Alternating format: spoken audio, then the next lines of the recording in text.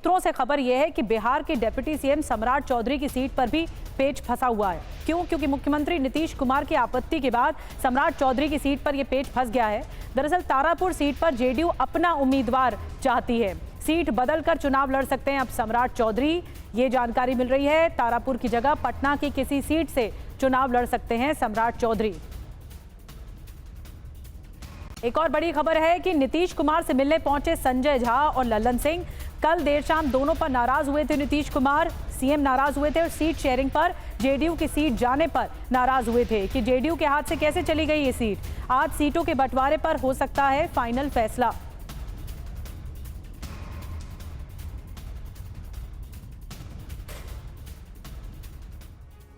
और आइए अब आपको बताते हैं कि कैसे नीतीश की नाराजगी ने एनडीए की टेंशन बढ़ा दी है और सम्राट चौधरी की सीट पर कैसे अड़ंगा फंस चुका है। देखिए, आपको बताते हैं कि बीजेपी ने सम्राट चौधरी की सीट पर पेच फंसा हुआ है क्योंकि बीजेपी के टिकट पर यहां से चुनाव लड़ा जाएगा। अब एलजेपी-आर चिराग की दी गई 3 सीटों से भी नीतीश कुमार नाराज बताए जा रहे हैं।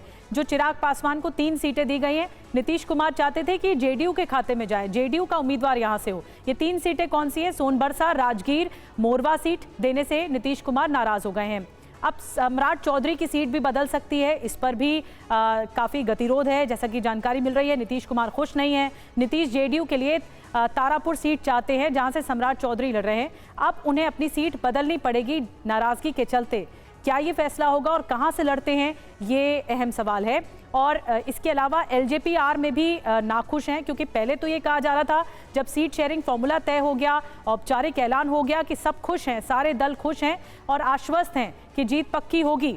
अब जो है एलजेपी-आर की तरफ से जो 3 सीटें मिली हैं सीट शेयरिंग फॉर्मूले के तहत, इन 3 सीटों के लिए नीतीश कुमार नाराज है। उन्हें आपत्ति है कि ये 3 सीटें जेडीयू को मिलनी चाहिए थी, एलजेपी-आर को क्यों मिली?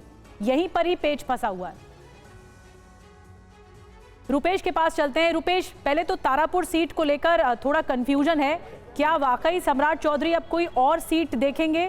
क्योंकि नीतीश कुमार खुश नहीं है, वो चाहते हैं कि जेडीयू का कैंडिडेट यहां से उतरे। देखिए, पहले सीट बंटवारे में जो वार्ता हो रही थी, नीतीश कुमार ने ललन सिंह और जो कार्यकारी अध्यक्ष हैं संजय झा उनको और कुछ हद तक अशोक चौधरी, इन लोगों को सौंप दिया था कि आप वार्ता करिए, आप सीटों को चिन्हित करिए, आप संख्या भी तय करिए, सीटें भी तय करिए और उम्मीदवारों को तय करने में भी इनकी अहम भूमिका थी। और इस तरह से चीज़ें चल रही थी और लग रहा था कि सब कुछ सामान्य हो गया है। लेकिन जैसे ही ये समझा गया कि ये जिन 3 सीटों की चर्चा आप कर रही हैं वो सीटें सहयोगी दलों को दी गई है और ये नीतीश कुमार के दरबार में जब शिकायत पहुंची तब नीतीश कुमार की आखिरी वक्त में नीतीश कुमार की एंट्री हुई। नीतीश कुमार ने नाराजगी अपने पार्टी के जो वरिष्ठ नेता हैं, जो इस वक्त मुख्यमंत्री आवास में मौजूद हैं, चाहे वो संजय झा हों, चाहे ललन सिंह हों या फिर विजय चौधरी हों, ये इस वक्त मुख्यमंत्री आवास में मौजूद हैं। कल देर शाम भी नीतीश कुमार के पास ये शिकायतें पहुँची थी। जय कुमार सिंह जो दिनारा के विधायक थे, मंत्री भी थे नीतीश सरकार में, उन्होंने इस्तीफा दे दिया और कहा कि हम निर्दलीय भी लड़ सकते हैं। ये तमाम बातें जब नीतीश कुमार के पास पहुंची तब नीतीश कुमार नाराज हुए। उनको लगा कि उनकी पार्टी के साथ उनकी जो सीटें जा रही हैं, अब तारापुर की जैसे चर्चा है, तारापुर पर जेडीयू लड़ती रही है।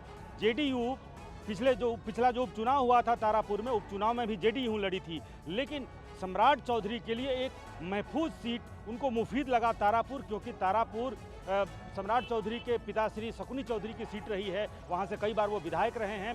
लिहाजा वो सीट तय की गई कि सम्राट चौधरी यहाँ से लड़ेंगे, लिहाजा वो बीजेपी के खाते में गई। लेकिन नीतीश कुमार ने जब उस पर अपनी आपत्ति दर्ज कराई है, उसके बाद से सम्राट चौधरी के लिए भी एक सीट खोजा जा रहा है और वो पटना जो शहरी क्षेत्र में जो 2 विधानसभा सीट हैं, चाहे वो कुम्हरार हो या फिर पटना साहिब हो, कुम्हरार के विधायक ने कहा है अरुण सिन्हा को चुनाव नहीं लड़ेंगे। उसी तरह से शायद अब जो नंदकिशोर यादव हैं उनका टिकट कट जाए। लिहाजा 2 ऐसी सीटें हैं जो महफूज माना जा रहा है सम्राट चौधरी के लिए। महफूज इसलिए क्योंकि सम्राट चौधरी बीजेपी के बिहार में चेहरा हैं। कभी अगर भविष्य में ऐसी स्थिति बनती है कि मैं रुपेश आऊंगी आपके पास, क्योंकि सम्राट चौधरी का पोस्ट आ गया है, उन्होंने काफी कुछ खुलासा किया अपने पोस्ट के जरिए। रुपेश, जैसा कि आप बता रहे थे, कुम्हरार हो या फिर पटना साहिब हो, ये 2 सीटें चुन सकते हैं इससे लड़ने के लिए। सम्राट चौधरी ने अपने पोस्ट में क्या लिखा है जल्दी से बता देते हैं। सीटों की संख्या पर बातचीत पूरी हो चुकी है, कौन किस सीट पर लड़ेगा इस पर चर्चा जारी है।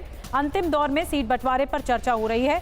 मोदी नीतीश कुमार के नेतृत्व में एनडीए के सभी दल एकजुट हैं, यूनिटी है सब में, ये कह दिया है सम्राट चौधरी ने ये देखिए उनका पोस्ट दिखा रहे हैं हम, एक्स पर पोस्ट किया है। एनडीए दलों में सीट संख्या का विषय सौहार्दपूर्ण बातचीत में पूरा हो चुका है। कौन दल किस सीट पर लड़ेगा, ये चर्चा भी सकारात्मक बातचीत के साथ अंतिम दौर में है। इसे नोट करना जरूरी है, अंतिम दौर में है।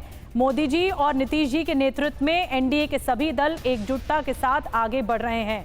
तो अभी कौन किस सीट से लड़ेगा, इस पर थोड़ा असमंजस जरूर है, लेकिन इन्होंने अपने पोस्ट के जरिए क्लियर करने की कोशिश की है कि सब कुछ ठीक है।